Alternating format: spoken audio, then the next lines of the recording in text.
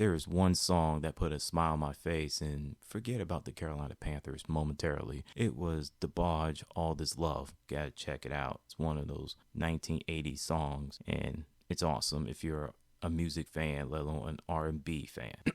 Check it out. Now, let's move out the way. The Carolina Panthers will take on the Minnesota Vikings next Sunday in the Bank of America Stadium here in Charlotte, North Carolina. They're 6-10 all time on the road against the Vikings in Minnesota. They're 3-7 all time, but in Bank of America Stadium, again, they're 3-3. So what the Carolina Panthers are going to have to do is trying to slow down the Minnesota Vikings offense on the passing game and force them to run with the football. I don't know if that's a good idea, but they got to try something, you know. As for Carolina Panthers offense versus the Minnesota Vikings defense, not only have a creativity on offense, make sure you run the football too, because the running game has been very, very lacking, especially today's game, which I'm going to get to momentarily. So do I think Carolina will get their first win of the season versus the Minnesota Vikings? Oh boy, I would love to say yes, but I will say no.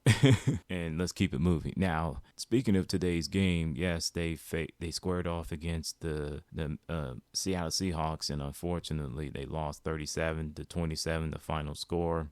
I can give you two main reasons why Carolina Panthers lost this game. The second half, where they were outscored 25-11, excuse me. Yes, when you don't score a single point in the third quarter, that's a problem. I mean, I felt that if they would have scored at least a touchdown and a field goal with like at least 10 or 14 points or 21 points, that would have been the difference. But it didn't happen that way. So as far as the second reason, the penalties just absolutely derailed any chances of the Carolina Panthers to put points on the board. Yes, they scored 27 points, but it felt like it was just like garbage time to me. You know, Ike Ekwonu, that left tackle for the Carolina Panthers, oh my goodness, man. I mean, he jumped off sides at least, 4 false starts. I mean, my goodness, it was just unbelievable. I'm like, are you serious? I mean, 13 penalties, 8 of them was against the offense, 3 was against the defense, 1 was against the special team. So, like I said, they're gonna have to